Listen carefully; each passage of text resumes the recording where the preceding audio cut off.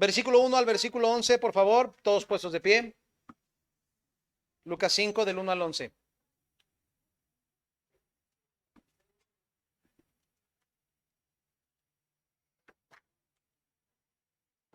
Vamos a leerlo de forma alternada. Empiezo yo, me ayudan ustedes, hermanos, allá también en casita. Y el versículo 11 lo leemos todos juntos. Dice la palabra de Dios: Aconteció que estando Jesús junto al lago de Genezaret, el gentío se agolpaba sobre él para oír la palabra de Dios.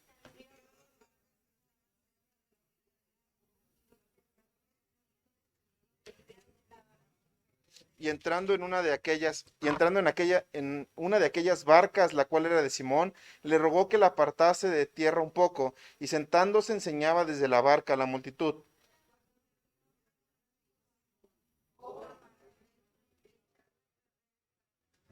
Respondiendo Simón le dijo: Maestro, toda la noche hemos estado trabajando y nada hemos pescado, mas en tu palabra echaré la red.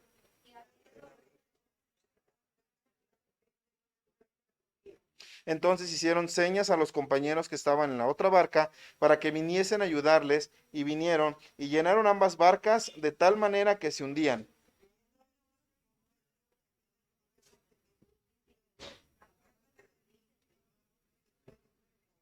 Porque la pesca que habían hecho, el temor, porque por la pesca que habían hecho, el temor se había apoderado de él y de todos los que estaban con él.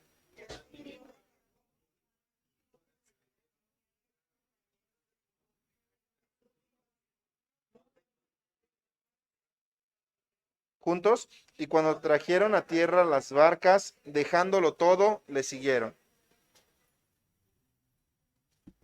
El servicio de las 10 de mañana empecé un tema que se llama la palabra milagrosa. Si no lo ha visto, usted lo puede ver en el Facebook. Esta es la continuación y conclusión del tema palabra milagrosa. Señor, en esta tarde rogamos que tu palabra produzca en nosotros un efecto. Así como Pedro se vio confrontado contigo, Señor, por tu palabra, y eso lo animó a seguirte. Rogamos, Dios, que este bendito libro sea un milagro en nuestras vidas y que produzca milagros en nuestro corazón. En el nombre de Cristo Jesús te lo pedimos. Amén. Pueden sentarse, hermanos, gracias. Está en las Biblias subtitulado, titulado La pesca milagrosa. Pero la pesca no era el milagro. El milagro de la historia de Lucas 5 es la palabra del Señor. Porque la palabra de Dios, la Biblia, es un milagro que nosotros no merecemos, ni hemos trabajado, ni nos hemos ganado. Fue la palabra de Dios la que hizo la diferencia entre tener un día pésimo y tener la bendición de Dios. Hermanos, la Biblia es un libro que hizo milagros y la Biblia es un libro que debe seguir produciendo milagros. Si no hay milagros en nuestra vida, es porque la palabra de Dios está cerrada, hermanos, porque los milagros deben de brincar de la Biblia a nuestras vidas y a nuestros corazones. ¿Qué tiene de milagrosa la Biblia? Número uno, la palabra de Dios atrae nuestro espíritu, anhela nuestro espíritu la palabra. Número dos, es palabra personal. En medio de la multitud de la gente, el Señor habló directamente con Simón Pedro. Él quería tener una relación con Simón. Número tres, era palabra de experto. Estudiábamos, Jesucristo no era de ninguna manera, el Señor no era un experto pescador. El Señor Jesucristo vivía en Nazaret, en un pueblito de 500 habitantes, donde se dedicaban a la carpintería. El mar más cercano estaba a 24 kilómetros y Cristo viene y le dice a Pedro: Pedro, vamos a echar las redes, boga mar adentro. Y Pedro, tú no sabes pescar, pero ¿sabes qué? La palabra de Dios es palabra de experto. Él es el experto, nosotros no. Cuatro, su palabra nos enseña. ¿Es alguno de nosotros? Se me hace que sí. Es palabra que nos enseña. Y Cristo le dice a Pedro: te voy a enseñar cómo. Boga mar adentro, avienta las redes, ¿verdad? Y le está diciendo a Pedro, hay una estrategia. A pesar de que Pedro había aplicado la estrategia correcta en el mar donde estaba, Cristo dice, los peces están adentro y profundos. A propósito, Bueno, eso se lo voy a enseñar ahorita. Y número 5, es una palabra en la que puedes confiar. En tu palabra echaré la red, dijo Pedro. Y terminamos diciendo, hermanos, en un mundo donde cada vez es más difícil confiar, Dios nos dice que confiemos en su palabra. Es más, yo te digo esta tarde, no confíes en nadie. No confíes en la palabra de un hombre, porque los hombres somos volubles y nuestra palabra es nada. Pero si en algo puede confiar el Hijo de Dios, es en su bendita palabra. Créela, obedécela. La palabra de Dios te reta. Boga mar adentro, Pedro. No te quedes en la orillita, Pedro. Esa no es la forma y la manera. Avanza, vete hacia adelante, vete a lo profundo. La Biblia se lee y la Biblia se actúa. Eso se llama tener fe. Número 6. La palabra es milagrosa porque es una palabra que, escúchame bien, se puede obedecer. Se puede obedecer. Campamento de verano en una escuela secundaria, a 2 semanas de lo que llaman los futbolistas la semana infernal. Mientras los jugadores asistían al entrenamiento de pretemporada, varios miembros del equipo tomaron la decisión de seguir a Cristo en respuesta a la charla inspiradora de un orador en el campamento. Su charla se centró en cómo Jesús transforma perdedores en ganadores. Al siguiente domingo, estos jugadores de fútbol americano asistieron a la iglesia. Qué bueno verles aquí, dijo el pastor cuando saludó a los jóvenes después del culto. Pues sí, nos hemos convertido al Señor, dijo uno de los jóvenes. Como Jesús está en nuestro equipo, no podemos perder, pastor. Y otro dijo, pastor, estamos contentos de estar aquí. Y el pastor dijo, bueno, qué bueno que están aprendiendo. El siguiente sábado en la noche, uno de esos 3 jóvenes notó que uno de los jóvenes del grupo notó que uno de los jugadores estaba parado frente a la casa de un vecino. En esa casa había una fiesta en todo su apogeo. Uno de los jóvenes que habían asistido a la iglesia estaba tambaleándose en el césped, aparentemente borracho. ¿Qué haces aquí?, le cuestionó. Pensé que habías aceptado a Jesucristo como tu Salvador. Y el joven rápidamente contestó, oye, eso no significa que no me puedo divertir. No voy a dejar que Jesús o cualquier otro me diga lo que tengo que hacer. Comenzó la temporada de fútbol y el equipo perdió 7 de 8 juegos. O sea, nomás ganó 1. ¿Sabes qué dijeron los futbolistas cristianos? Dijeron, Jesús se olvidó de ponerse el uniforme. Aceptamos a Cristo y Él nos falló. Al final de temporada era difícil encontrar a un jugador a 10 kilómetros de una iglesia un domingo en la mañana. Todos estaban en sus negocios, en sus actividades. Mira, hermanos, la palabra de Dios nos transforma de perdedores en ganadores, pero no a la manera de pensar del mundo. Cuando Jesucristo habla con Simón, mira lo que dice la Biblia en el 5,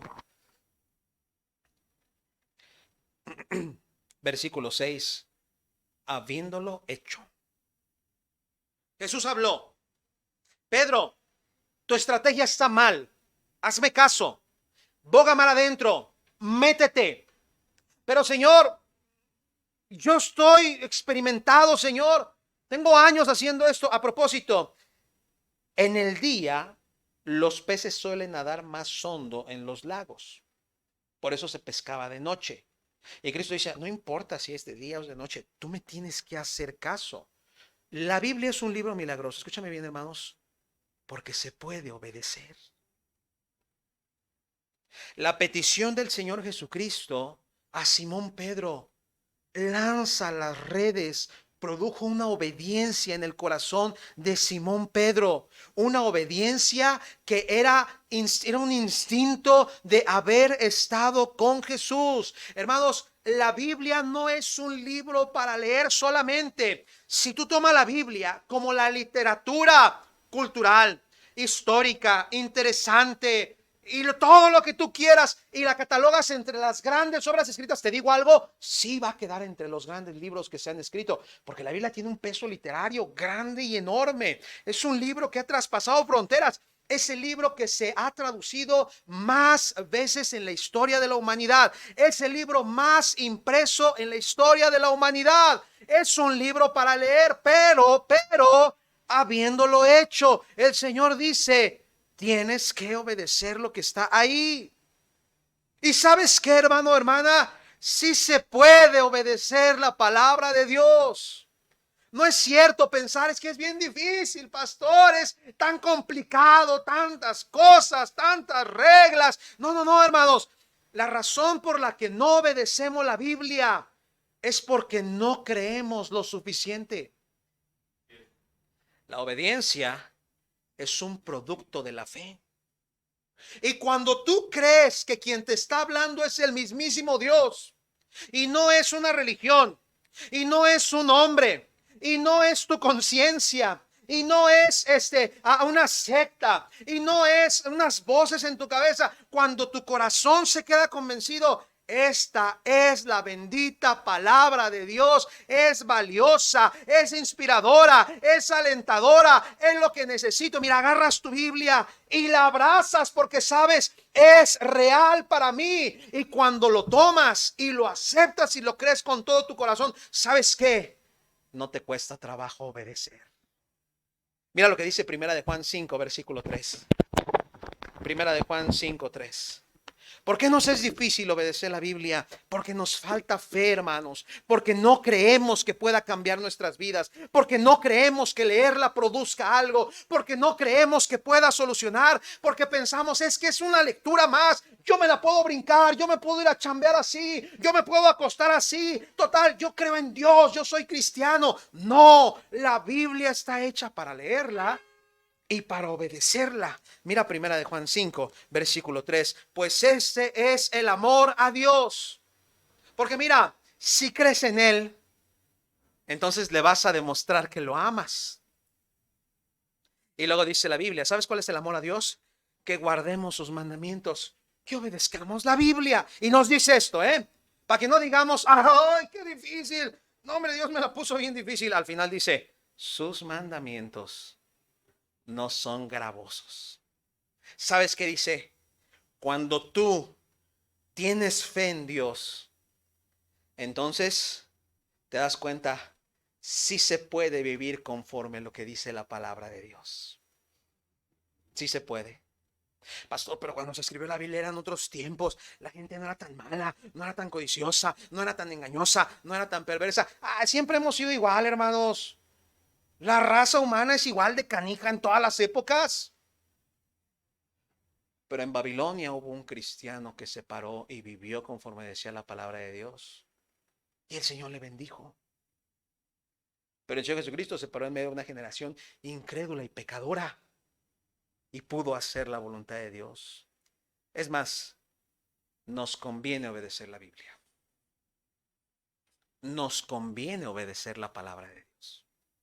No solamente no es difícil, es conveniente. ¿Sabes por qué es tan milagroso este libro, hermanos? Porque cuando lo obedeces, tú te das cuenta que el dueño de este libro te va a bendecir. Es un milagro que a los hijos de Dios no nos bendice el gobierno. Amén. Si tú vives esperando el gobierno, tú estás bien equivocado. No has aprendido nada de lo que ha pasado en este país en los últimos 100 años.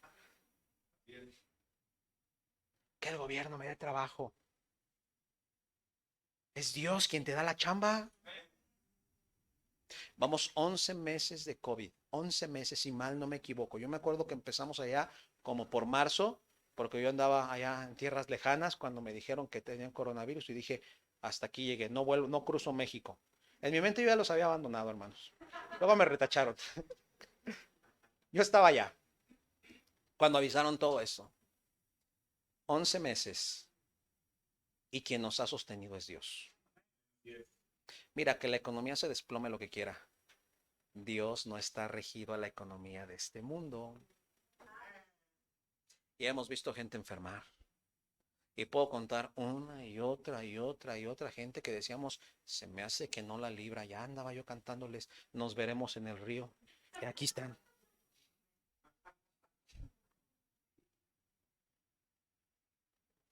Porque Dios sabe bendecir. Bendito libro, que lo que tú haces en secreto, tu Padre sabe recompensártelo. Ahí están los cristianos que se paran más temprano, porque si no el día no les va a rendir.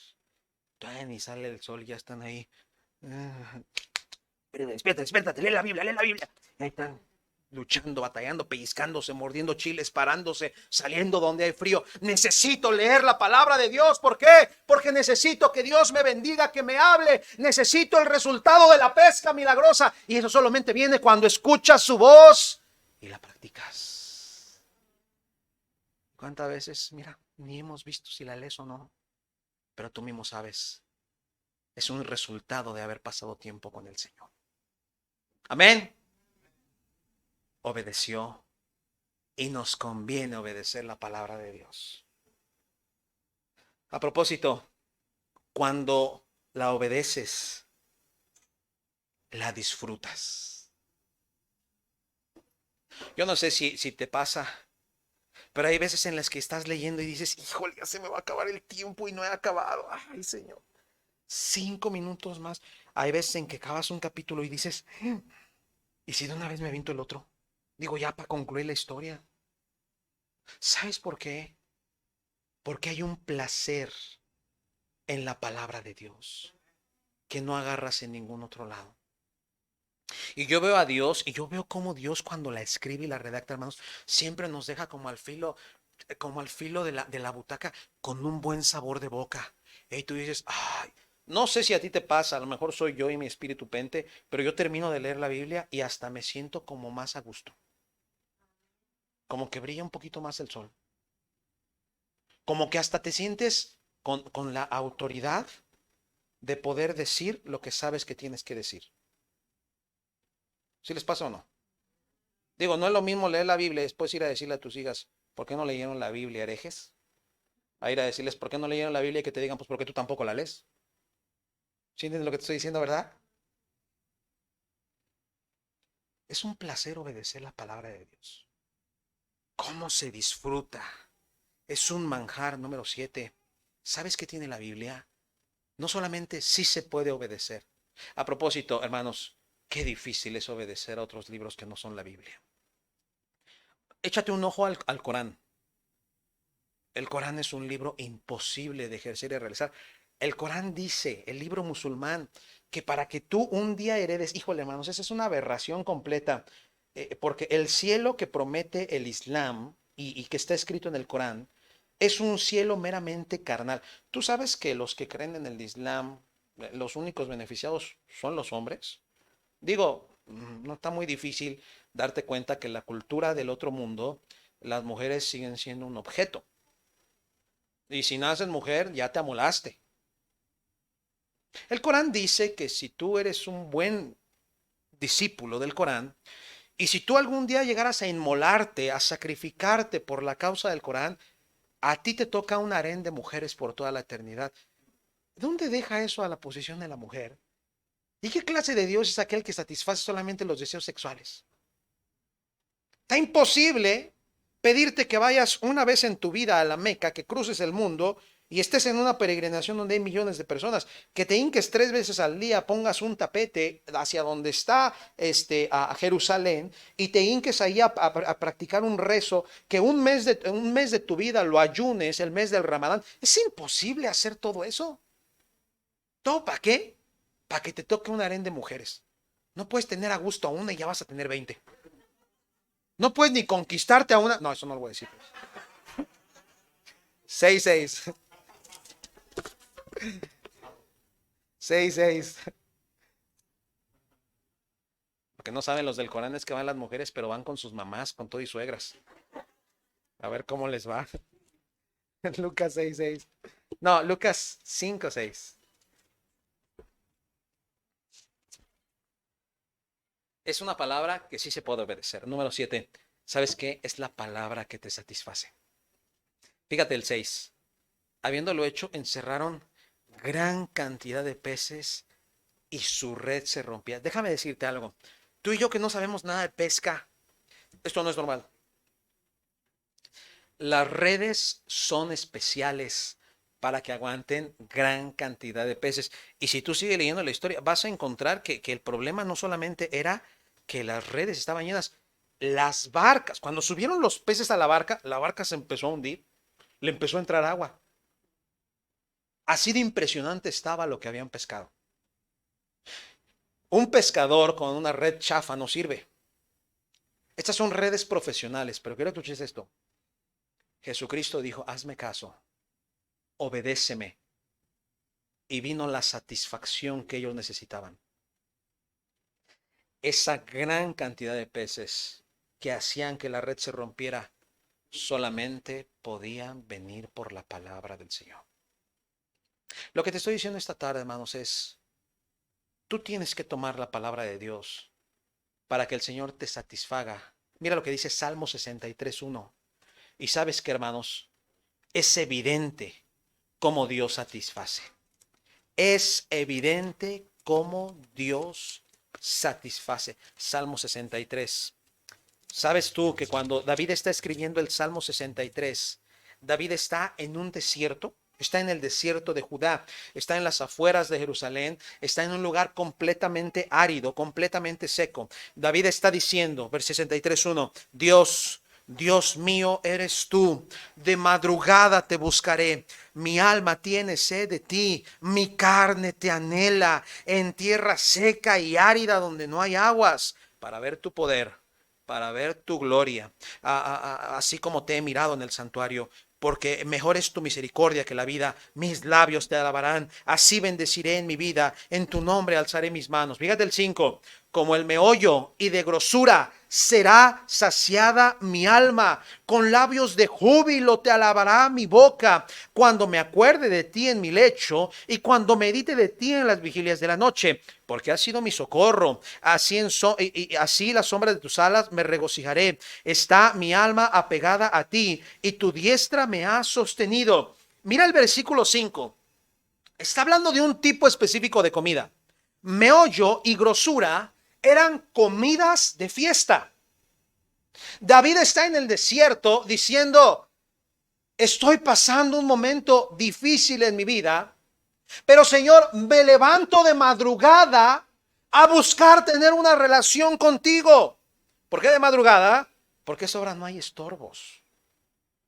Tú tienes que leer la Biblia cuando no haya estorbos, que en griego significa marido gruñón.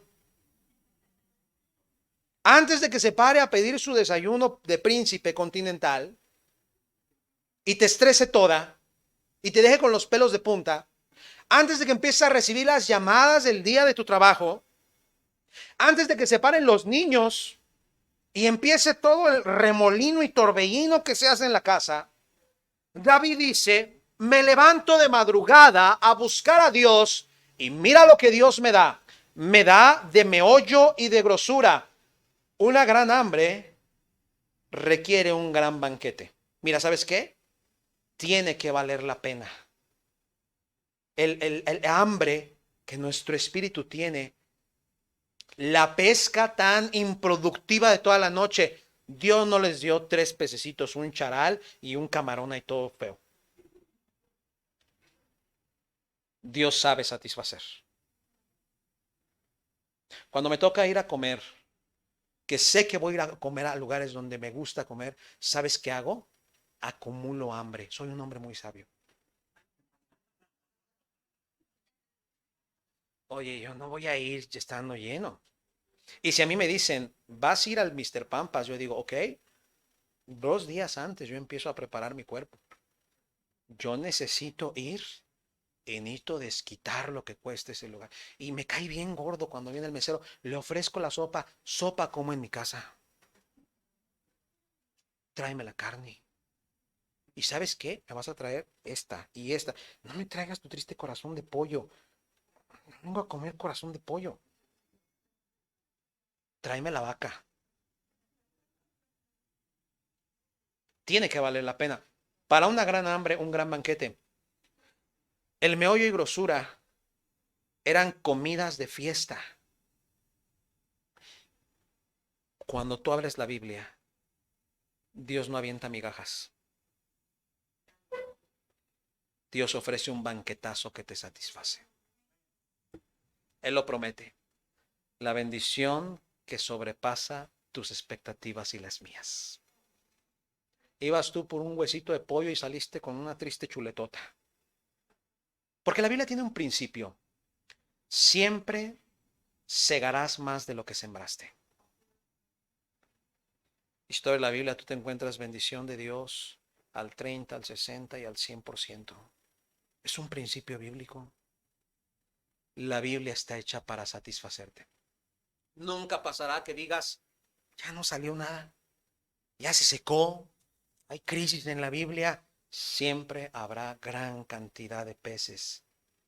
Y tú te darás cuenta, esto viene de Él, porque Él está hablando a mi vida y trabajando en mi corazón. Amén, hermanos. ¿Sabes de qué también es una palabra? Es una palabra realista. Mira el 6:8. Vámonos a 5:8. Discúlpame, hermanos. 5:8. Vámonos otra vez a Lucas 5:8. La palabra de Dios es un libro milagroso porque es un libro realista. Es ese ojo milimétrico de Dios que nos examina y ¿sabes qué? Nos halla el problema. Nos halla la causa. Mira el 5:8. Fíjate cómo reacciona Pedro.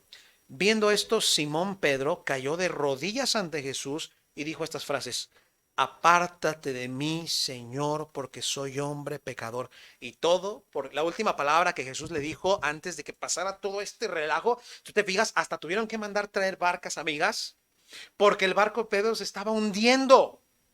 Los barcos de pesca no están hechos para hundirse. No era la lancha del Parque Morales, que se le mete el agua. Eran barcos especiales, pero era demasiado. Tuvieron que mandar a las otras barcas y entre distintas barcas repartieron los peces. Entonces Pedro se tira en la barca y dice: apártate de mí.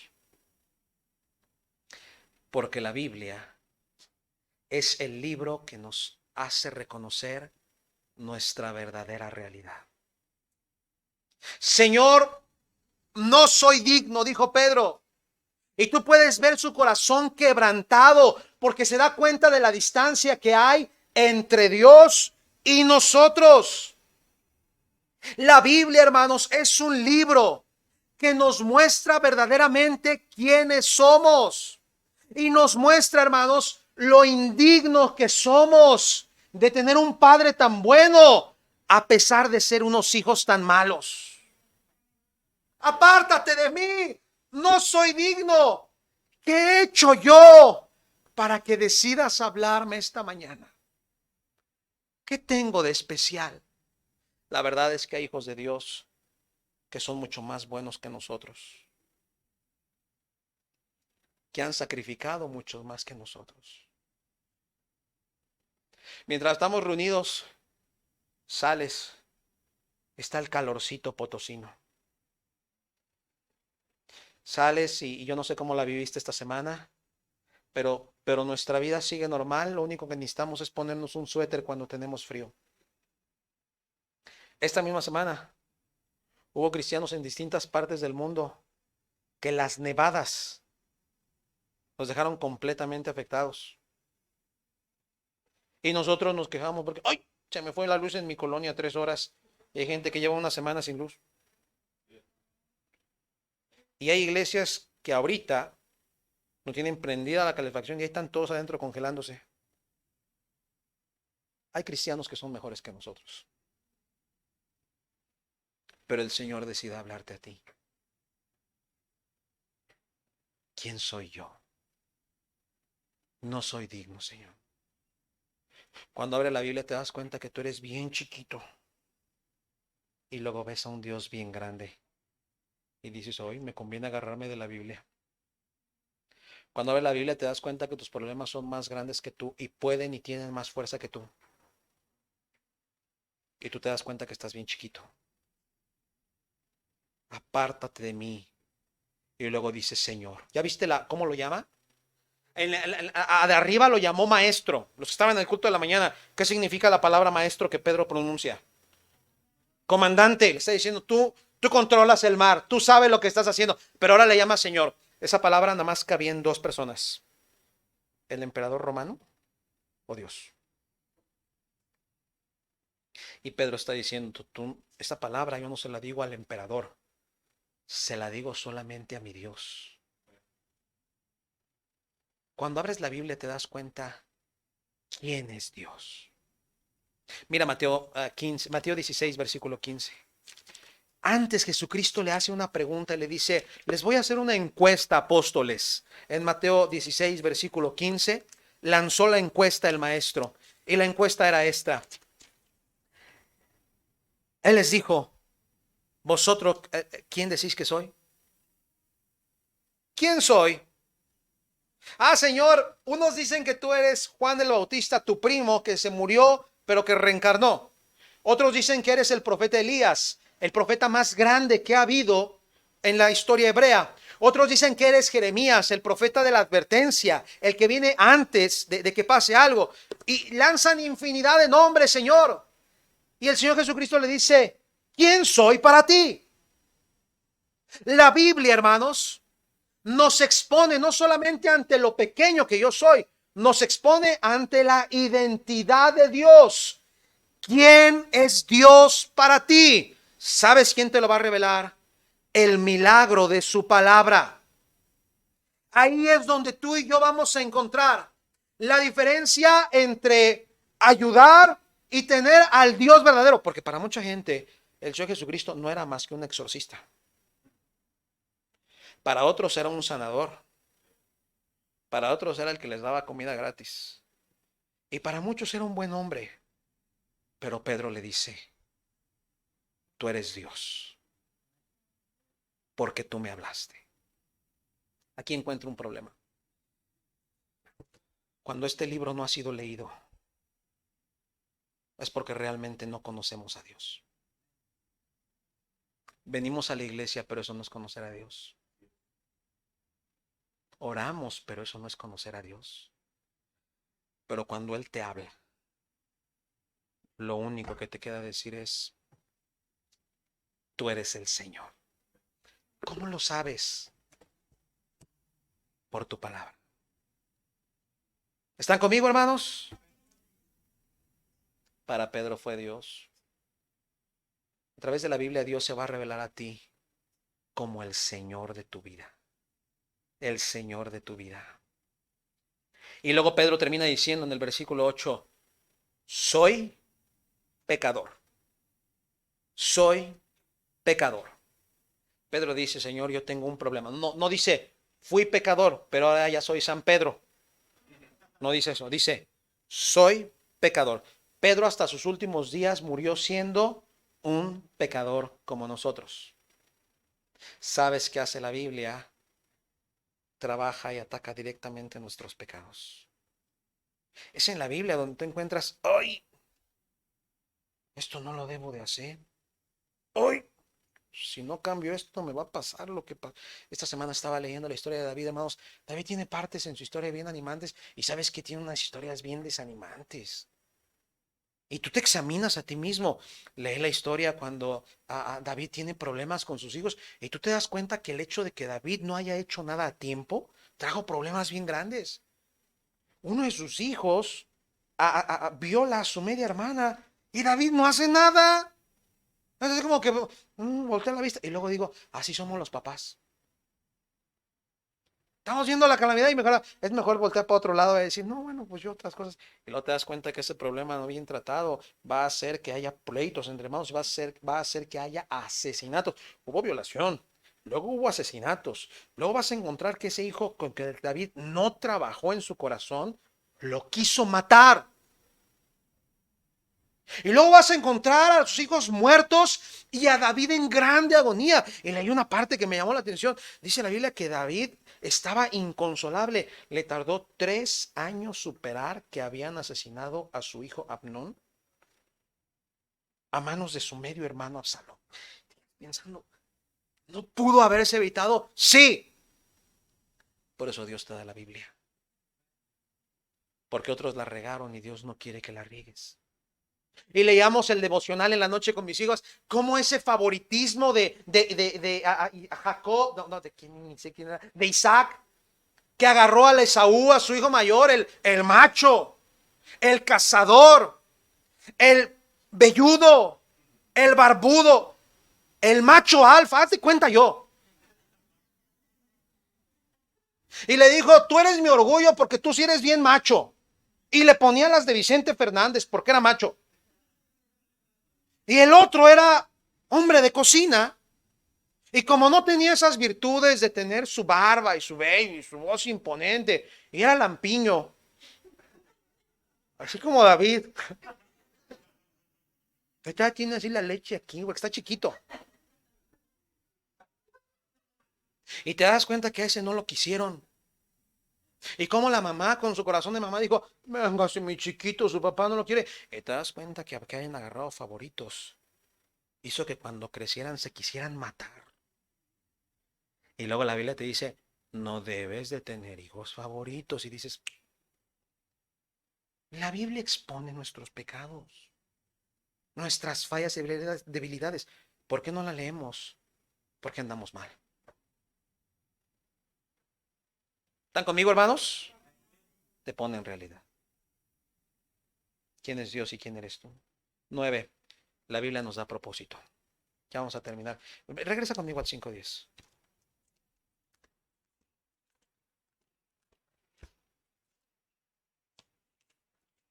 La Biblia nos da propósito. Ve el 5:10. Lee desde el 9. Esto está bien interesante. Porque por la pesca que habían hecho, el temor se había apoderado de él y de todos los que estaban con él. Esa palabra temor es una palabra interesante, hermanos. Es una palabra que quiere decir que no se sentían a la altura de Cristo. Vieron el milagro y dijeron, no, no, no, estamos hablando con alguien de otra categoría. Pero, a pesar de que es cierto, la Biblia dice que no debe de existir esa distancia. 3 veces en el libro de Lucas vas a encontrar la misma respuesta que el Señor le dio a Pedro. En el versículo número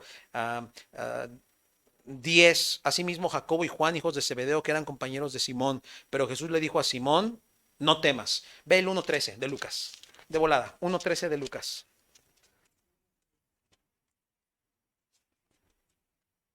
Pero el ángel le dijo, Zacarías, no temas. Otra, 1:30. Entonces el ángel le dijo, María, no temas. 2:10 de Lucas. Pero el ángel les dijo, no temáis. Ahora, cuando Dios habla, es que nos sabe algo. Las 3 veces el temor se apodera porque el temor es algo tan natural como respirar. No me digas que nunca has sentido temor. No me digas que nunca has sentido esa incertidumbre de que, Daniel, no me digas que no has tenido esa incertidumbre. No me digas que todos los días te amaneces confiado, victorioso, al 1000%, sumamente espiritual. No es cierto. No es cierto, el Señor se acerca y habla exactamente. Y el Señor en 4 personas diferentes le dice, oye, yo sé lo que estás sintiendo. Tú tienes un miedo natural. Yo te voy a decir lo que tú necesitas escuchar. Y Él viene y dice, no tengas miedo de lo que está pasando en tu vida. Yo estoy al tanto de tu situación. La Biblia es un libro milagroso, hermanos, porque es un libro que nos da propósito y les da la razón. Aquí les dice, no temas, desde ahora serás pescador de hombres. ¿Sabes qué hace con el temor el Señor? Agarras tu temor y abres la Biblia y el Señor te da una razón, no solamente por la que no tienes que tener miedo. Él te intercambia el miedo por gozo. Y eso solamente lo hace la Biblia, hermanos. Le llevas algo malo a Dios y Dios te lo cambia por algo bueno. Cuando yo tengo ganas de llorar, yo abro la Biblia y yo acabo consolado en Dios. No abro el Face, porque todos van a decir, ya qué chillón. Me van a juzgar. Van a decir, Dios le bendiga, pero por dentro van a decir, qué chillón.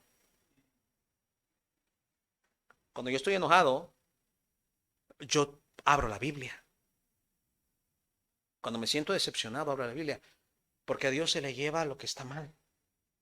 Y Él lo toma. Y Él dice, aquí veo temor, Pedro, pero ¿qué crees? En tu temor hay un propósito. Te doy esto. Quiero que trabajes para mí. Qué cobarde el pescador. Tan grandote y tan chillón, dijo la tucita. Y el Señor viene y dice, no, tus temores son transformados en propósito. 9:6 de Hechos. 9:6 de Hechos. Otra vez, él, temblando y temeroso, le dijo, Señor, ¿qué quieres que yo haga? Es Pablo. Es el hombre que ha encarcelado, es la autoridad, es quien puede tomar a un cristiano y echarlo a la cárcel, es quien no conoce la palabra, no, pero se encuentra de frente con el Señor, con su palabra, y Jesús le dice, Pablo, ¿por qué estás persiguiéndome? Señor, yo no te persigo a ti, Señor, mi causa es contra los enemigos de mi religión. Y él le dice, yo soy Jesús y tú me estás persiguiendo. A propósito, no estaba persiguiendo a él, estaba persiguiendo a su iglesia. Pero el que se mete con la propiedad de Dios se mete con Dios. Y le dice, tú estás persiguiéndome a mí y tú no te das cuenta que tú solito te estás lastimando. Estás pegando coces contra el aguijón. Las coces, los animales que patean hacia atrás. La cos es una lanza. Es un animal que se lastima solo. Y Pablo le está diciendo, te estás haciendo daño tú solo. Y él tiembla y temeroso viene y dice, Señor, ¿qué hago? Esa es la actitud cuando se abre la Biblia. ¿Qué quieres que haga? ¿Sabes qué hace Dios? Te da visión. Le da visión a tu vida. Y luego le dice, pescarás hombres. La palabra pescar que menciona ahí es atrapar y conservar vivo. No es atrapar y comértelo. Así pensamos nosotros, ¿verdad? Un pez para comérmelo, pero no siempre era así. Le está hablando de esa pesca que conserva. Le está diciendo, Pedro, hay un trabajo que yo tengo para ti, donde tú vas a trabajar y vas a conservar, pero esta vez van a ser vidas. Lo que el Señor le dice es, yo te quiero usar. Yo te quiero usar. La Biblia es un libro milagroso porque en la Biblia tú te encuentras que tú eres útil para Dios. Que tú eres útil para Dios. A propósito, ¿sabes quién tenía el trabajo de pescador en la antigüedad? Los amolados. La pesca era un trabajo de ignorantes, de gente sin estudio, de gente sin dinero. Los pescadores vivían al día. Yo no sé qué problemas haya tenido Pedro, pero Pedro en la escala social estaba hasta abajo. Y el Señor viene y le dice, oye, hay chamba para ti. Yo te voy a dar un trabajo donde tú vas a conservar y tú vas a producir para mí. Todo cristiano está llamado a dar frutos para Dios. Si tú te sientes inútil es porque tú no conoces al Dios de la Biblia. En Dios eres útil. En Dios hay propósito para tu vida. Pero pastor, a mí Dios me agarró viejito. ¿Hay viejitos útiles en la Biblia? Pero pastor, estoy muy chavo y estoy amolado. La especialidad de Dios.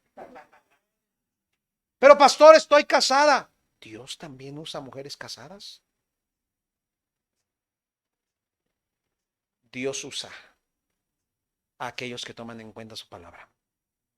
Termino con esto. La palabra de Dios es milagrosa porque es una palabra que merece ser respondida. Mira el 6:11 de Lucas. Tiene que ser respondida. Mira cómo acaba la historia. Es bien importante el último versículo, porque no nos debemos de quedar solamente con lo de arribita. Versículo 11. Todo eso fue en el mar, ¿eh? Todo ahí, los peces y todos brincando y todos viendo dónde los ponían. Y Pedro, Señor, aléjate de mí, soy pecador. Y todo el meneadero de peces. Pero luego se acercan a la costa.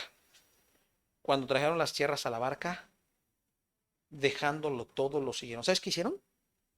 Respondieron la palabra de Dios.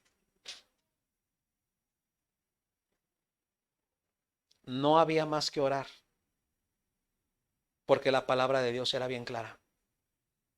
Qué bueno que no tenían el espíritu de Capulina que tenemos algunos cristianos, Que Dios habla y nosotros, no sé, puede ser, tal vez, quién sabe. Si tú entendiste eso, tienes que vacunarte, eres población en riesgo.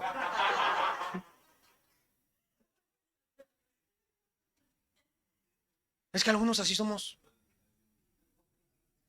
El Señor habla y dice, ¿qué dices a eso? Y nosotros, no, está difícil de dejar. Yo, no, eso es para otros. Siempre que Dios habla, Él quiere una respuesta.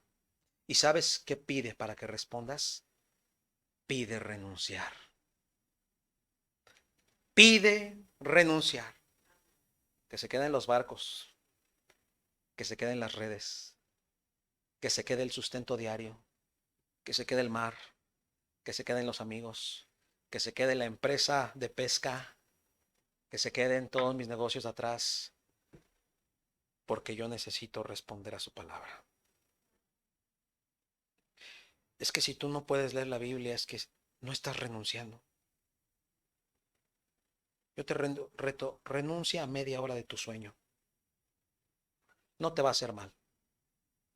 Es que si no duermo mis 25 horas, no rindo. Sí rindes. Además, no pongas a ver el celular en la noche. Antier estaba yo a punto de hacer una denuncia ciudadana. Estaba yo a las 2 de la mañana haciendo cosas. Me encontré a media iglesia ahí, activos. Pero hasta les iba a tomar captura de pantalla y iba a decir, mira chiquito. Y luego dices que te duele la cabeza en la iglesia. Hay que renunciar a algo, hermanos.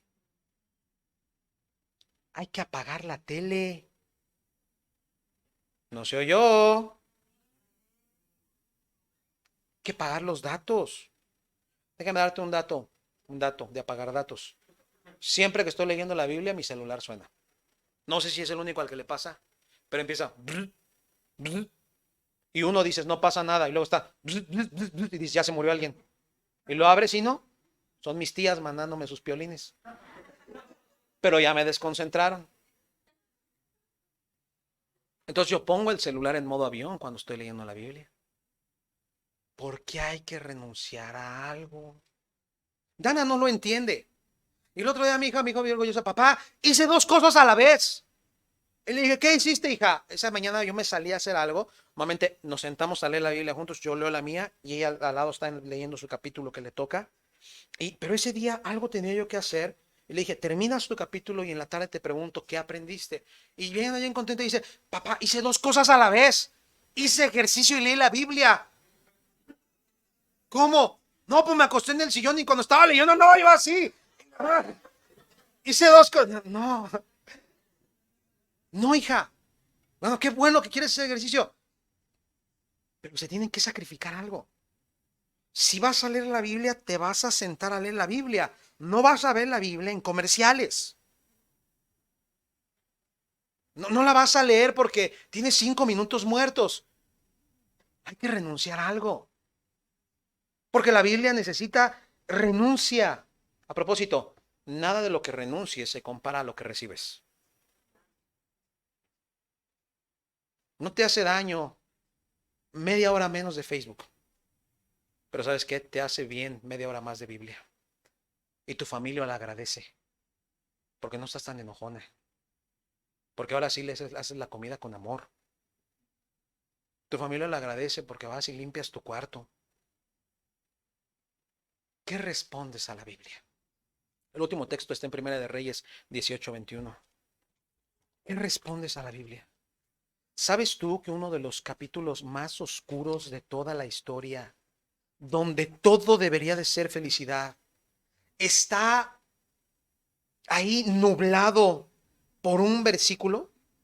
En Primera de Reyes 18 te vas a encontrar que el pueblo no quería escuchar la voz de Dios y el Señor les pegó en donde le dolía. El Señor detuvo todo flujo de agua, los pozos se secaron, las cosechas no se dieron, los animales estaban muriendo de sed, las personas estaban batallando, no había alimentos. 3 años y medio y te das cuenta que la gente anhelaba la comida física, pero no anhelaba la espiritual. 3 años y medio donde el profeta pasó oculto y no hubo quien dijera, Señor, háblanos, Señor, levanta manda otro profeta, Señor, déjanos oír tu voz. Todos preocupados intentando resolver su vida. Se levantaron 950 profetas falsos, y del otro lado se para uno solo, porque uno basta para hacer la diferencia. Y ese uno que está ahí hace una pregunta en 18:21.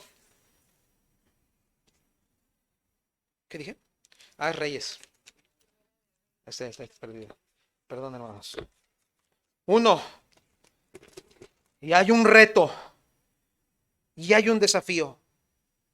Entonces acá, versículo 20, convocó a todos los hijos de Israel y reunió a los profetas en el monte Carmelo. Y acercándose Elías, le dijo a todo el pueblo: ¿hasta cuándo claudicaréis vosotros entre dos pensamientos? Porque el pueblo no quería renunciar a sus ídolos. Había cosas más valiosas que su relación con Dios. Había cosas que significaban más con su relación con Dios. Podían hacer rendir su día tanto, pero cuando el Señor pedía: ten pensamientos para mí, porque el pecado era un pecado de pensamiento. ¿Cuánto tiempo van a estar ustedes pensando que pueden hacer dos cosas a la vez? Si Jehová es tu Dios, síguelo. Dejando sus redes, lo siguieron. Señor, tú y todo lo demás que se quede. No puedo arrancar mi día sin ti, no. Si va alguien en pos de él, y esto es lo más terrible, el pueblo no respondió palabra. Dios hablando: pueblo mío, es que ustedes me han olvidado. Mi palabra no está en ustedes. No la quieren leer. No la quieren meditar. No la quieren memorizar. Es una vergüenza que tengamos tantos años en la Biblia y ni siquiera nos sepamos el nombre de los libros completos. Esa es una vergüenza. Amén. No está en nuestros corazones. Es una vergüenza que nuestros hijos tengan celulares, pero a la iglesia se presenten sin Biblia. Eso habla de lo mal que estamos como papás enfocando a nuestros hijos. Amén.